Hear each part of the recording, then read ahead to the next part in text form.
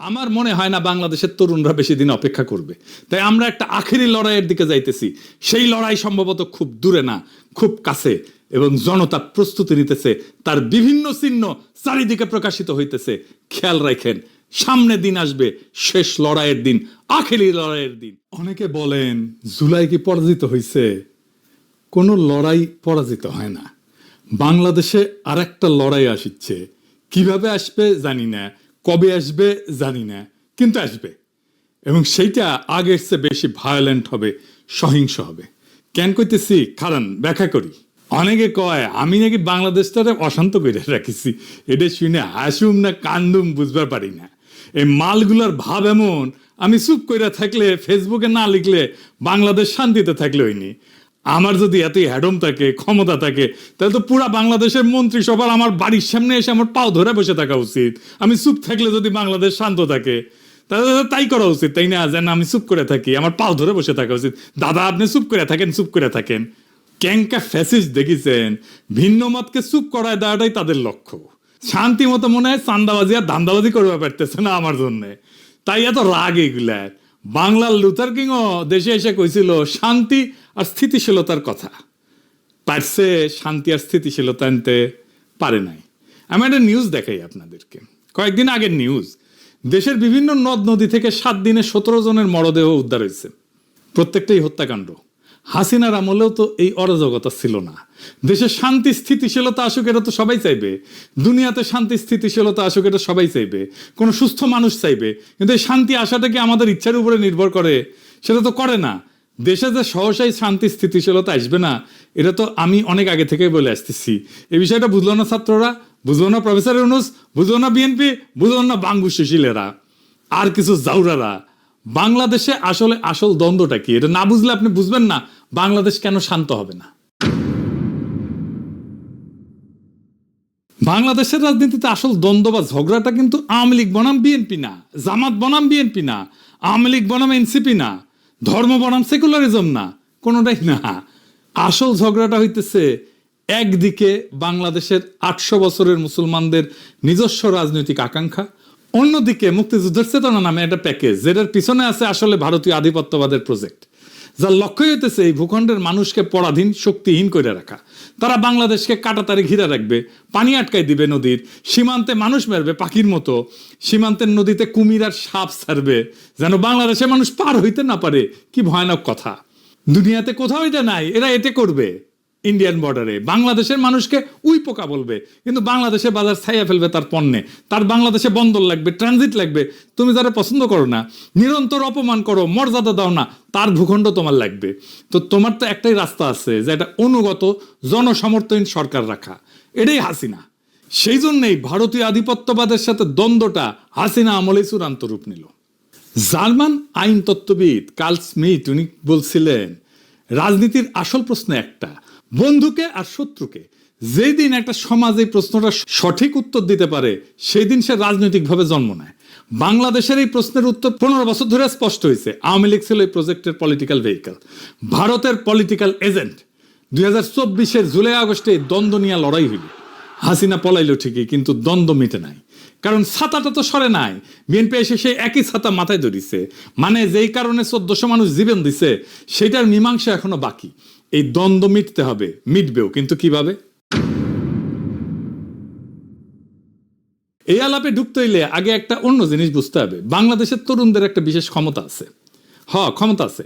বাংলাদেশের প্রত্যেকটা প্রজন্ম রাষ্ট্রের বিরুদ্ধে দাঁড়ানোর ট্রেনিং পেয়েছে। সে রাষ্ট্রকে, তার কোয়ার্সিভ মেশিনারিকে, তার দমন পীড়নের যন্ত্রকে, এটাকে কনফ্রন্ট করছে, মোকাবেলা করছে। প্রত্যেকবার আগের চাইতে বেশি ভায়োলেন্ট হয়েছে। সেটা সব জেনারেশন করছে। সিকোয়েন্সটা দেখেন। প্রথম ট্রেনিং 1972 ভাষা আন্দোলন, 144 যারা ব্যাঙ্গে রাষ্ট্রের গুলির সামনে দাঁড়াইলো ছাত্ররা, সালাম, রফিক, জব্বার, বরকত গুলি খাইলো, কিন্তু পিছায় নাই। এই অভিজ্ঞতা গেছে পরের প্রজন্মে। এই মেমোরি কোনো বই থেকে ট্রান্সমিট করে নাই, শরীর দেওয়া হয়। লড়াই করা মানুষটা পরের জনকে দেখায় কিভাবে লড়তে হবে। ফরাসি আলজেরিয়ান চিন্তাবিদ ফানো নাম আসল উচ্চারণটা, উনি বলছিলেন, পরাধীন জাতিগোষ্ঠী লড়াইয়ের ভিতর দিয়ে নিজেকে চিনতে শেখে। প্রত্যেকটা মৃত্যু পরের প্রজন্মের পাঠ্য বই হয়ে ওঠে। আমেরিকান সমাজবিজ্ঞানী চার্লস টিলি উনি বলছিলেন একটু অন্যভাবে একই কথা। উনি বলছিলেন যে আন্দোলনের একটা রেপার্তোয়া থাকে, রেপার্তোয়া তৈরি হয়। ব্যাপারটা কি, মানে লড়াইয়ের কৌশলগুলা এক শরীর থেকে আর এক শরীরে বয়া যায়, ট্রান্সমিট হয় প্রজন্ম থেকে প্রজন্মে। এরপরে আসলো 1969, যাদের বাবা চাচা 52 সেই ছেলেগুলোকে দেখছে, তারা দেখছে কিভাবে গুলির সামনে দাঁড়াইতে হয়, কিভাবে লাশ নিয়ে মিছিল করতে হয়, কিভাবে না পিছাইতে হয়। সেই বাবা চাচাদের ছেলেরা এবার রাস্তায়। আসাদ, মতিউর, 52 ট্রেনিং 69 অ্যাক্টিভেটেড হইল। এইবার শুধু পুলিশ না, আজ তো আর্মি নামছে, প্যারামিলিটারি নামছে, আগের চাইতে ভায়োলেন্ট। উড়ায় দিল তারা আইয়ুব খানকে। এরপরে 71, 69 ট্রেন্ড তরুণেরা এইবার অস্ত্র হাতে। যারা 69 পুলিশকে কনফ্রন্ট করছে, প্যারামিলিটারিকে কনফ্রন্ট করছে, তারাই 71 পাকিস্তানি আর্মিকে কনফ্রন্ট করতেছে। 9 মাসের ফুল স্কেল যুদ্ধ, আগের চাইতে অনেক বেশি ভায়োলেন্ট। প্যাটার্নটা দেখেন, প্রত্যেকটা প্রজন্ম আগের ট্রেনিং রিসিভ করছে, প্রত্যেকবার এসকেলেট করতেছে কনফ্রন্টেশন। 71 রণাঙ্গনে সক্রিয়ভাবে লড়ছে প্রায় 1050, অনেকে বলে 30,000। যাই হোক, এই সংখ্যক তরুণ, তাদের আকাঙ্ক্ষা কি ছিল? একটা নতুন সমাজ, মুক্ত সমাজ। কি পাইল? বাকশাল। জার্মান চিন্তাবিদ হ্যানা আরেন্ট উনি বলছিলেন যে প্রত্যেকটা বিপ্লবে একটা মুহূর্ত থাকে যখন মানুষ সত্যিকারের স্বাধীনতার স্বাদ পায়, কিন্তু সেই স্বাদটা প্রায় হারায় যায়। আর সেই হারানো জিনিসটা পরের প্রজন্ম খুঁজতে থাকে। আরেন্ট এই হারানো জিনিসটাকে বলতেছিলেন বিপ্লবের লস্ট ট্রেজার, মানে হারানো ধন। 71 সেই প্রজন্মের তরুণের কাছে সেরকম একটা হারানো ধন। সে যখনই আইডেন্টিফাই করছে যে কে তার হারানো ধন কাইরে নিছে, তারাই খাইয়া দিছে সেই তরুণ। ওদের আকাঙ্ক্ষা মেটে নাই, কিন্তু তাদের হাতে তো ট্রেনিংটা ছিল, তারা চুপ থাকে নাই। জাসদ কেন হইল? 15 আগস্ট 75 কেন হইল? 7ই নভেম্বর কেন হইল? জেল হত্যা, জিয়া হত্যা, প্রত্যেকটা ঘটনায় কারা ছিল? রণাঙ্গনের মুক্তিযোদ্ধা, যাদের লড়াইয়ের ট্রেনিং সবচেয়ে সাত। তারাই আবার লড়াই শুরু করছে একজনে আরেকজনের বিরুদ্ধে, কারণ তাদের আকাঙ্ক্ষা মেটে নাই। জার্মান চিন্তাবিদ ভাল্টার বেনিয়ামিন উনি বলছিলেন প্রত্যেকটা প্রজন্ম পূর্ববর্তী প্রজন্মের অসমাপ্ত দাবি বহন করে। সেই দাবি যতদিন না মটে ততদিন সে বারবার ফিরে ফিরে আসে। এটা মনে রেখেন, আমরা পরে আবার এখানে আসবো। এরপরে আসলো 90, আমাদের জেনারেশন রাজপথে লড়াই করলো। সে হিরোইক লড়াই, 24-এর মতো না, কিন্তু একটা হিরোইক লড়াই করছে আমাদের জেনারেশন। নূর হোসেনের জীবন দেওয়া, কি কাব্যিক জীবন দেওয়া, বুকে পিঠে লিখলো গণতন্ত্র মুক্তি পাক, স্বৈরাচার নিপাত যাক। এরপরে আমাদের ট্রেনিং হলো 2013-তে। 28 ফেব্রুয়ারি 2013 মৌলানা সাইদির ফাঁসির রায়ের পরে সারা দেশ রাস্তায় নামলো, সারা দুনিয়াতে নামছিল। শুধু ইসলামপন্থী তরুণেরা না, সারা দেশের সমস্ত মানুষ নামছিল। বাঁশখালী, চাঁপাইনবাবগঞ্জ, বগুড়া, লক্ষ্মীপুর, তারপর 5 মে শাপলা চত্বর, হেফাজত। একটা নতুন প্রজন্মের প্রথম বড় ট্রেনিং।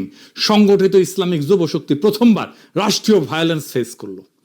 2018 সালে নিরাপদ সড়কের আন্দোলন, স্কুল কলেজের কিশোরেরা রাস্তায়, ছাত্রলীগের হেলমেট বাহিনী, এই বাচ্চারা শিখলো একটা নতুন জিনিস, সোশ্যাল মিডিয়াকে কিভাবে ব্যবহার করতে হয়। তারা শিখলো ছাত্রলীগ কিরকম জাউরা হইতে পারে, কেমন বর্বর হইতে পারে। এই 2018 স্কুলের ছাত্ররাই 2024-এ এসে ইউনিভার্সিটির ছাত্র। চূড়ান্ত ক্লাস পাইলো তারা। ওই ট্রেনিং থেকে ফিরে আসা ছাত্ররাই চূড়ান্ত ট্রেনিং পেল 2024-এ। আর্মি, পুলিশ, র্যাব, বিজেপি সব একসাথে নামছে। হেলিকপ্টার থেকে গুলি, 1400 লাশ তবু পিছায় নাই। এই 2024 পৃথিবীতে অনন্য। কেন? দুনিয়ার আর কোথাও বাংলাদেশের 24-এর মতো ঘটনা ঘটে নাই। তিউনিসিয়ায় 2011-তে কি হয়েছিল? আর্মি প্রেসিডেন্টে গুলি চালানোর হুকুম মানে নাই, উপরের লেভেলে। মিশরে আর্মি কাউন্সিল বসে সিদ্ধান্ত নিল মোবারক যাবে, উপর থেকে। ইন্দোনেশিয়ায় আর্মি চিফ সুহার্তোকে যায় বললো যে চলে যান, উপর থেকে আসলো। ফিলিপিন্সে 86-তে, সার্বিয়াতে 2000, শ্রীলঙ্কা 2022, সব জায়গায় একই গল্প। মিলিটারির উপর লেভেল ক্যালকুলেশন করছে, অঙ্ক করছে, তারপরে বলছে চলে যান। বাংলাদেশে কি হয়েছে? উল্টা। জেনারেলরা ছিল হাসিনার অনুগত, গুলি চালাইতে চাইছিল। ওয়াকার তো হাসিনার আত্মীয়, কিন্তু সৈনিকেরা, জুনিয়র অফিসাররা যারা ফিল্ডে ছিল, তারা গুলি চালাইতে রাজি না। কেন? কারণ ওই রাস্তায় তাদের ভাই, তাদের কাজিন, তাদের প্রতিবেশীর ছেলে। সৈনিকের মা ফোন দিছে, বলছে বাবা গুলি করিস না। রুশ বিপ্লবী ট্রটস্কি 1917 সালে ফেব্রুয়ারি বিপ্লব নিয়ে লিখছিলেন, সৈনিক হঠাৎ করে সৈনিক হওয়া বন্ধ করে দিল। মানে ইউনিফর্ম পরা মানুষটার পেছনের সিভিল মানুষটা ইউনিফর্মকে ছাড়াই গেল। বাংলাদেশে 2024-এর জুলাই আগস্টে এটাই হয়েছিল। ইউনিফর্ম ফুইরা আসল বাংলার পলিমাটির সন্তান বাইরে হয়ে আসলো।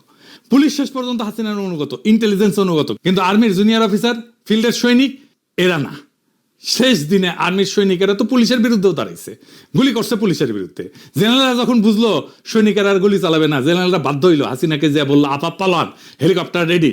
আর একটা প্রমাণ দেখাই, এই বিষয়টা আমি জানি জন্য বলতেছি, যে ফোনদের আলো দিল্লি স্টার, যে ইন্ডিয়ার 2 ফ্ল্যাগশিপ পত্রিকার অফিস আক্রান্ত হইল না, ওখানে আর্মি ছিল, আর্মি ডিফেন্ড করলো না কেন? কারণ সৈনিকেরা ওই পত্রিকা বাঁচাইতে, রক্ত দিতে রাজি না। তারা নিজেরাই আর সেই বয়ান বিশ্বাস করে না। এটা ইতিহাসে বিরল, প্রায় অনন্য। খালি হাত লক্ষ লক্ষ তরুণ হেলিকপ্টারের গুলির নিচে দাঁড়াইছে, পিছায় নাই, জিতছে। একটারে মারি একটাই যায় অন্যগুলা যায় না, শুনেছেন না? শুনেন আবার। মরে একটা আর আহত হয় একটা, একটাই যায় স্যার, বাকিটি যায় না। এটা হচ্ছে স্যার সবচেয়ে বড় আতঙ্কের এবং মানে দুশ্চিন্তার বিষয়। দুনিয়ার কোথাও এটা ঘটে নাই। এই লড়াইয়ের আরেকটা অনন্য বিষয় ছিল যে এই লড়াইয়ে কোনো নেতা ছিল না, কোনো নেতা ছিল না এই লড়াইয়ে, কোনো পার্টি ছিল না, কোনো কমান্ড ছিল না। ছাত্ররা সমন্বয়ক বানাইছিল ঠিক, কিন্তু তারা লড়াই ডিরেক্ট করে নাই। তারা লড়াইয়ের প্রতীক হয়েছিল। লেনিন বলছিল বিপ্লবের জন্য ভ্যানগার্ড পার্টি লাগে। 2024 লেনিনকে ভুল প্রমাণ করছে। তার স্কোয়ারে মিশরে হয়েছিল লিডারলেস বিপ্লব, ফেল করছে। অকুপাই ওয়াল স্ট্রিট লিডারশিপ ফাঁপা হয়ে গেছে। হংকং 2019 এই আন্দোলন ছিল লিডারলেস, হারছে। বাংলাদেশ 2024 দুনিয়ার একমাত্র লিডারলেস বিপ্লব যেটা একটা ফাংশনাল ফ্যাসিস্ট সরকারকে ফেলতে পারছে।